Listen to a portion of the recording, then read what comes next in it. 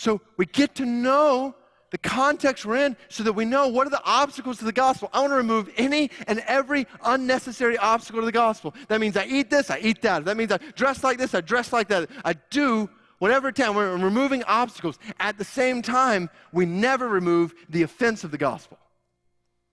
Meaning, yes, you remove anything that's unnecessary as a barrier to the gospel, but you never remove the gospel itself. And this is very important. This is important when we think about going overseas.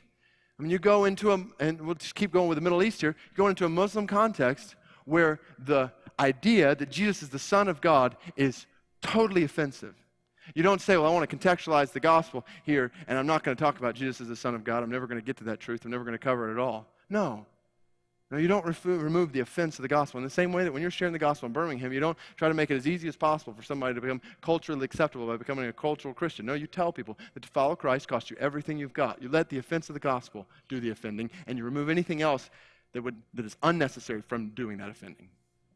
Remove the offense of the gospel. Another way to put this, we lay aside all our comforts for the spread of the gospel. Lay aside all of our comforts. So you look at your life, your schedule, your lifestyle, and instead of asking, what is best for me, what is most comfortable for me, you say, what is best for the spread of the gospel? I want you to just think about this. This last week, your schedule, the way you spent your time, the priorities you had during your day, your lifestyle right now, is it because you've deemed that lifestyle, that schedule, that use of time, that use of money to be best for the spread of the gospel in Birmingham and the world around you? I'm talking rearrange your life around this question. Everything. I want to spread the gospel in Birmingham this week. How's that going to affect the way I live Monday? How are we going to do that here? Not what's most comfortable for me. Go out of your comfort zone. But even as you do that, we never lay aside any of Christ's commands. Okay, so Paul makes clear in his parentheses in verse 20 and 21, this doesn't mean we sin in order to spread the gospel. You don't sin in order to reach sinners. I said you dress like the culture. Well, you don't dress like a prostitute in order to reach prostitutes. You don't become a prostitute in order to reach prostitutes. Clearly, that's not what Christ is calling us to do. But you know what you do? You do what members of this faith family are doing. You go and you be with them. You get to know prostitutes. You identify with their hurts and their pains, and you make sacrifices in your life in order to serve them as their slave and share with them this gospel. That's what you do. It's what we do. We all do this in different ways. It's what it's calling us to. So let's do this across this culture. Let me urge you to spend time in your small groups this week asking, how can we do this? What rights should we relinquish for the sake of the gospel in Birmingham? Get practical. Think about it. Put it into practice. Ask each other, how are we going to rearrange our lives and our families, our schedules, this small group for that matter, our lifestyles for the spread of the gospel in Birmingham? We've got to ask each other these questions and help each other answer these questions. This is what we're here for on the earth. So don't just talk about truths and then move on. No impact in your life. Let this soak in. How's this going to affect the way we live? How are we going to rearrange our lifestyles here in this culture, and then Brick Hills across cultures? You've got in your notes, and let me invite you to even pull it out right now. You've got this picture that was inserted in there. It talks about short-term mission trips. Every year, we challenge one another as a faith family to consider in the next year, will you give, member of Church of Brick Hills, will you give 2% of your life over the next year making the gospel known in another context? Works out about 1 week of your life. Will you give it somewhere in North America, somewhere in Latin America, somewhere Asia, Africa? Over the last year, 45 different trips, I think, from all across this faith family to cities as close as Atlanta, as far away as New York City, other places in North America, and then Latin America, all parts of Asia, the Middle East, Africa, North Africa. Doing orphan care, training pastors, education, literacy, providing water, all kinds of different things. You're doing this. And so this is what we do as a church. This is what we're all a part of. This is our mission. We don't we don't want to hibernate in Birmingham with this gospel. This gospel's too good. So we intentionally exhort one another to go. I was talking with a brother right after the first worship gathering. He came up, just got back from East Asia, where he was on a short-term mission trip, just overflowing with what God was doing, how God was using this and that, how God was working, and the partner we've got there. It was just glorious hearing his life totally transformed as a result of what he's been a part of there. So this is for the glory of God there, for the glory of God here. We go into other cultures. So you look on the back where it says go together. There's trips listed. We're going to start releasing this more periodically, so you'll be able to kind of have them step at a time. But there's some trips that are listed there. You look at the top, though, it says let us build a trip for you and your group. Numerous small groups, others coming together with our global disciple-making team saying, how can we make a trip together? So go to brookhills.org/go. You can find out more about these trips. You can find out more about organizing a trip. We'll help you do that. You got Fox, Jim Foxworthy, call him Fox, who leads the short-term mission picture here, fox@brookhills.org. Like, just inundate his inbox. One of my prayers from this text is that he will have a headache tomorrow because of all the influx that's coming in from you, saying, all right, wait, I don't know where to start. We're going to go. I want to go. So we go across cultures. Praise God for the spread of the gospel through the church at Brook Hills across Africa and Asia and Latin America and North America through his grace and you. So give yourself to this. This is what we rearrange our lives. We arrange our schedules over the next year. We rearrange our vacation. We rearrange our finances. We rearrange our lives for the spread of the gospel in our culture and across cultures. This is what we do. Third exhortation, all this leading to this exhortation. Brook Hills, let's run this race together for the glory of our God. Oh, Paul closes out the chapter with a powerful picture of runners in a race. So this is imagery that would have been very familiar to the Corinthian Christians. Every 2 years they hosted the Isthmian Games, think Olympics in that day. And so he uses runners in a race to parallel what he's saying about our mission. And all he does is point out the obvious. Runners run for a purpose. They run for a prize. And they work hard. Runners work really, really hard. These athletes in the Olympics work really, really hard for years for one race. They do it all for a prize. What is that prize? A perishable wreath, Paul says. They do it all for a crown of leaves. They do years and years and years for a measly medal. How much more should we relinquish our rights and rearrange our lives for a reward that will last forever? When you think about the requirements in this race that we've been commissioned to run, this purpose that we're talking about this morning this mission requires sacrificial self-denial. A runner does not indulge himself in anything that will hinder his training. We do not indulge ourselves in anything that will hinder us. We do not cling to rights that are not best for the spread of the gospel. This mission requires stringent self-discipline. Every athlete exercises self-control in all things. I discipline my body and keep it under control. Literally, the language there, when he says I keep it under control, he says I make my body a slave. It's the root, same word they use back up in verse 19 to talk about slave. I'm a slave of others. Here he says I make my body my slave. I discipline my body. How are we going to be a part of the spread of the gospel from where we live to the ends of the earth? Here's how. Through fasting and praying and sacrificing and giving and loving and serving and laying down our lives. Stringent self-discipline to spread the gospel. And this is the end goal.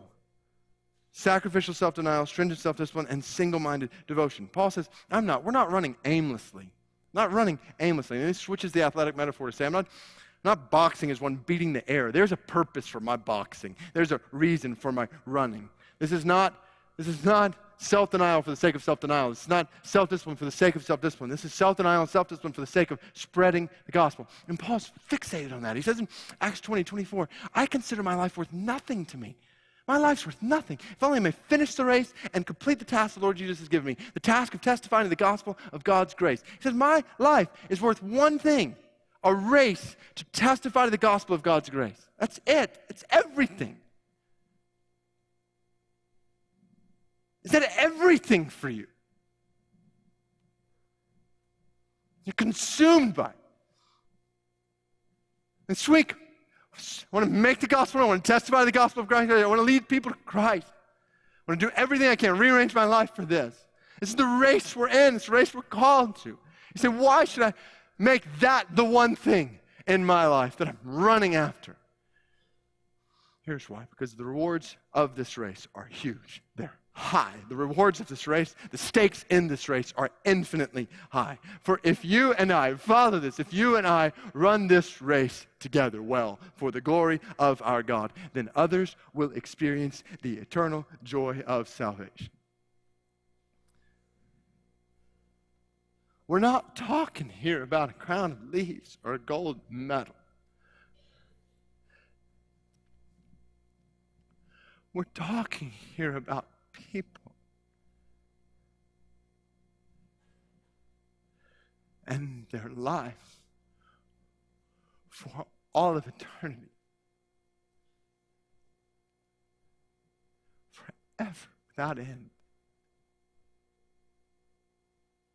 We're talking about people around us in Birmingham and around the world who are on a road that leads to an eternal hell.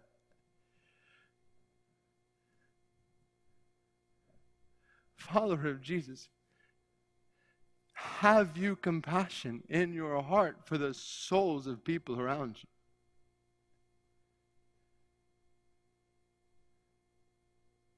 It's not a game. Let's run this race together for the glory of our God and the salvation of people's souls. Lay aside your comforts, preferences, relinquish rights, rearrange your life for the sake of others' eternal joy, and then so that we will fulfill the earthly purpose of our salvation. Lest after preaching to others, I myself should be disqualified. Now there's all kinds of debate over what that phrase means at the end of this chapter. Is Paul saying that he would be disqualified as a Christian altogether if he doesn't share the gospel of Christ? Or is Paul saying that he would just miss out on rewards in heaven from leading people to Christ? And we could go into that debate and that discussion, but for the sake of time, let's just land here on what's absolutely clear from all that we've seen. And it goes back up to where we started. If you are a follower of Jesus, follow this. If you're a follower of Jesus, you have been saved for a purpose. This is your purpose on the earth. And it misses the point of your salvation to disconnect it from this surface purpose. You have been saved by God to enjoy God as you spread the gospel from where you live to the ends of the earth. And God is saying to you today, don't miss your purpose. Don't get to the end of your life only to look back not having done the commission he left you here to do. If that's the case on that day, what will that say about your relationship to Christ? If you don't do the one purpose he left you on earth to do, what does that say about your relationship to him? Can you really say you were a follower of Jesus when you get to the end of your life and you look back and you have disobeyed and disregarded the one commission he gave you to do?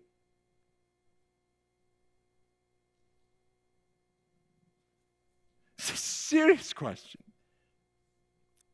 I want to be careful. The way not to take that question is to say, well, I need to go start sharing the gospel and lead some people to Jesus so that I can be saved on that day. So I don't have works to bring to myself. That misses the whole point of the gospel.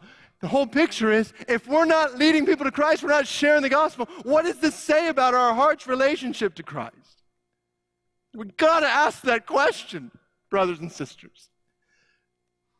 If we're coasting through month after month and year after year and we're not leading people to Jesus, what needs to be repented of in our hearts? What needs to happen in our lives?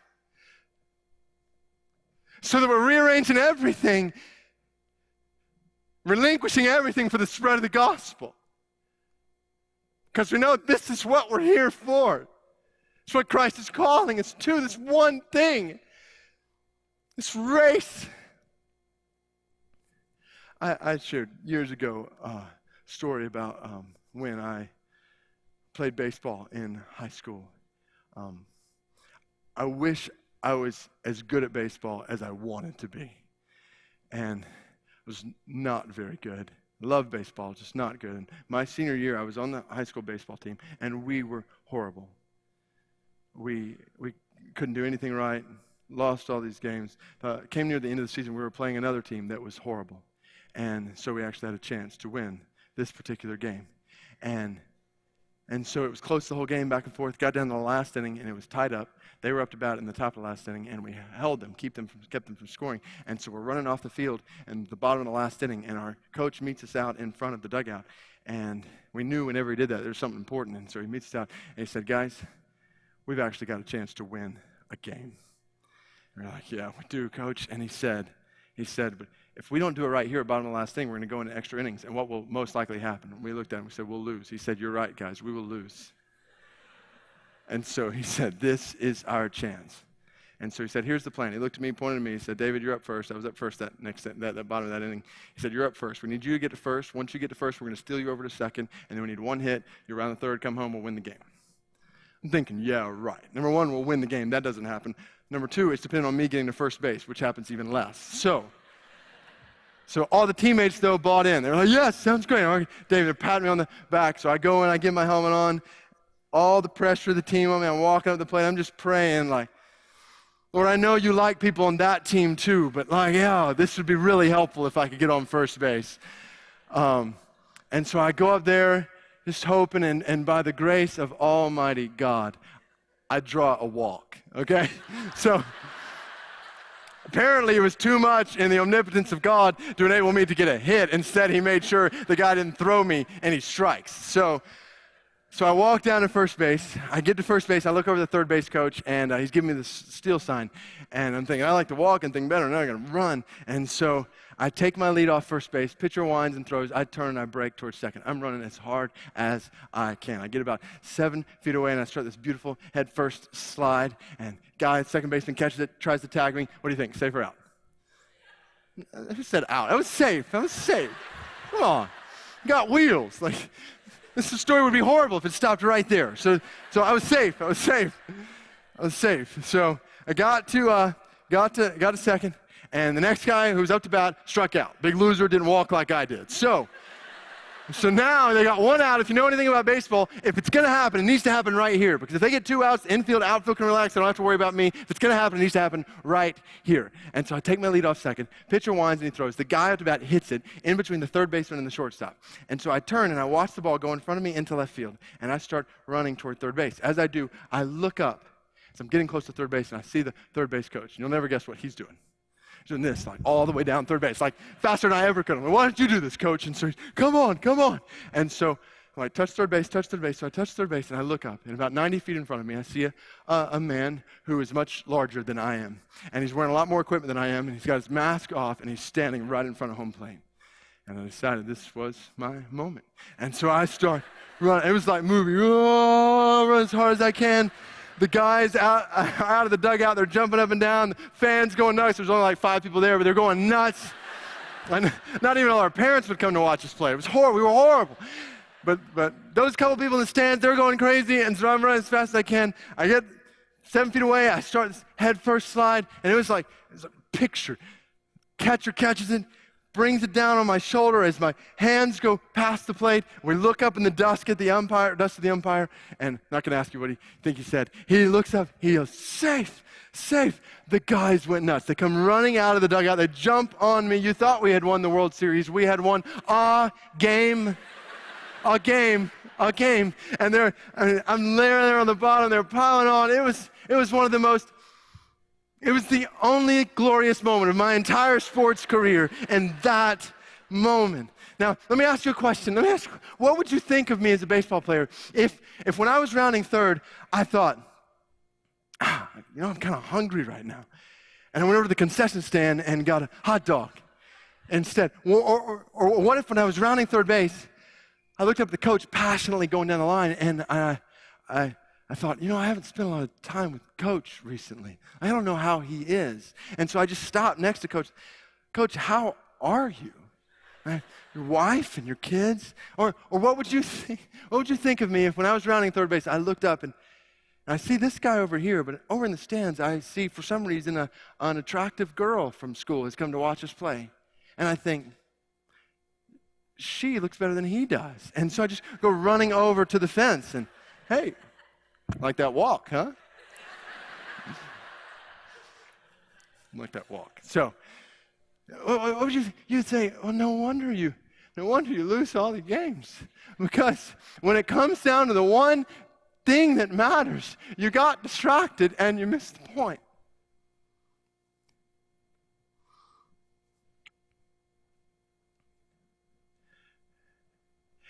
I don't want that to be the testimony at the end of my life. I don't want that to be the testimony at the end of your life. Church of Brook Hills, I don't want that to be the commentary at the end of the journey. That we were a good people who did all kinds of good things. We sang and we studied, but we missed the point. Church of Brook Hills, I want to stand with you on that day before our God and behind all of us, every single one of us that has the Spirit of God in us, behind all of us, there be a host of disciples made from Birmingham and from the ends of the earth. You say, is that realistic? This is the purpose for which we're on the planet. It's the reason for which we have been saved.